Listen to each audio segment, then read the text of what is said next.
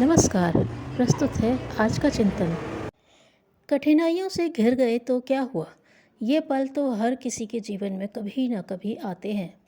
हाँ, समय थोड़ा बहुत कम ज़्यादा हो सकता है, लेकिन इन्हें देखते ही रोने बिलखने लगना, निढाल होकर बैठ जाना, दोनों हाथों से माथा थामकर अकर्मण्य बन जाना विपत्ति को दूना करने के समान है। हमें यह मानकर चलना ही पड़ेगा कि जीवन आरोह अवरोह के ताने बाने से बुना गया है।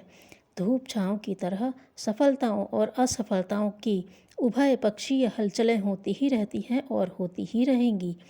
सर्वथा सुख सुविधाओं से भरा जीवन क्रम कदाचित ही कोई जीता है। ज्वार भाटों की तरह उठाने और गिराने वाली परिस्थितियां अपने ढंग से आती और अपनी राह चली जाती हैं।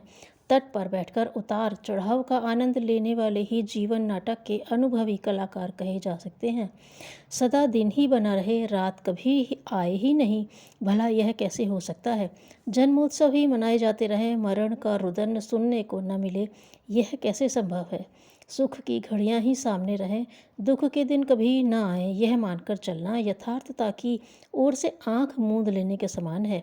बुद्धिमान वे हैं जो सुखद परिस्थितियों का समुचित लाभ उठाते हैं और दुख की घड़ी आने पर उनका सामना करने के लिए आवश्यक शौर्य साधन इकट्ठा करते हैं।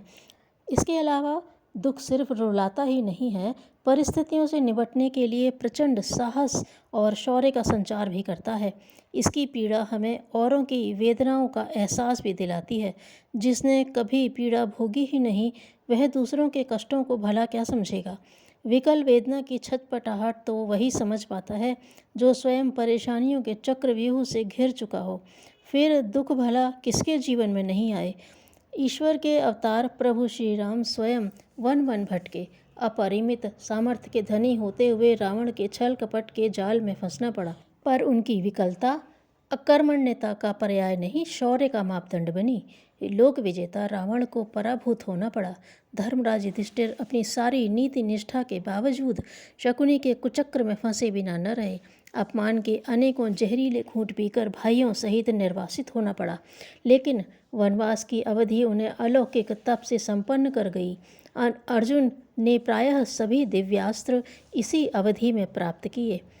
कष्टों ने पांचों भाइयों की संघर्ष क्षमता, साहस परायणता को इतना बढ़ा चढ़ा दिया कि कठिनाइयों का कुचक्र तार तार होकर बिखर गया।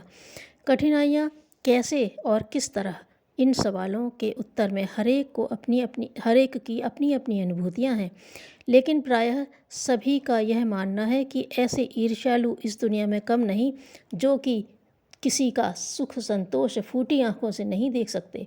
जिनके अंधेरे अनाचार में बाधा पड़ती है, वे भी शत्रु बन बैठते हैं। अनुचित लाभ उठाने के उत्सुक भी शोषण एवं आक्रमण से बाज कहाँ आते हैं? इन आसुरी तत्वों का अस्तित्व अनादिकाल से रहा है और अनंत काल तक रहेगा। उनसे बच निकलना कठिन है। हाँ, इतना हो सकता है कि अपना शौर्य साहस इतना विकसित कर लिया जाए कि उन्हें छेड़छाड़ करने का साहस ही न हो। व्यक्तिगत समर्थता बढ़ाने के साथ ही आदर्शों के पक्षधरों को भी बढ़ाकर भी आतताइयों की गतिविधियों पर अंकुश किया जा सकता है। प्रतिरोध और प्रतिकार बढ़ाकर आक्रमणकारियों से अपनी आंशिक सुरक्षा हो सकती है। उनका सामना ही न करना पड़े, कुछ अनुचित अवांछनीय सामने आए ही नहीं, ऐसा सोचना आकाश कुसुम पाने जैसी बाल कल्पना है। अवरोधों से जूझने और संघर्षों के बीच अपना रास्ता बनाने के अतिरिक्त यहाँ और रास्ता है ही नहीं।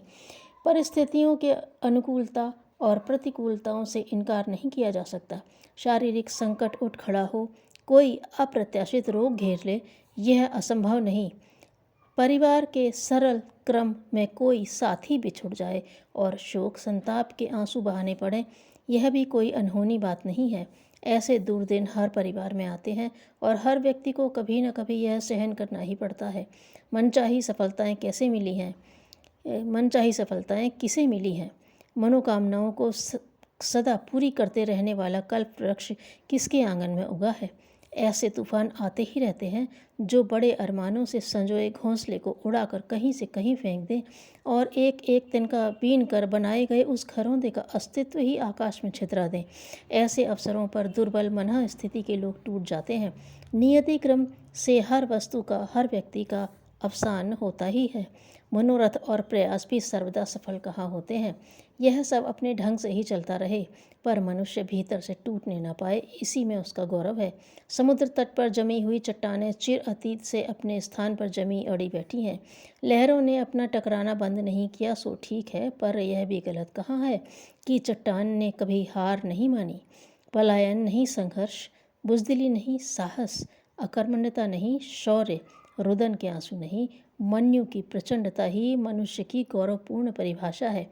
कठिनाइयों से घिरे हैं तो क्या हुआ, न हमें टूटना चाहिए और न हार माननी चाहिए। परिस्थितियों के हर कुचक्र को पहले से दूने उत्साह से छिन्न भिन्न करके ही हमें अपनी मानवीय अस्मिता को सिद्ध करना चाहिए। नियति की चुनौती को स्वीकार करना और उससे दो दो हाथ करना ही मानवीय गौरव को स्थिर रख सकने वाला आचरण है। अच्छा यही है कि इससे घबराने की बजाय ऐसा ही श्रेयस्कर जीवन जिएं। धन्यवाद।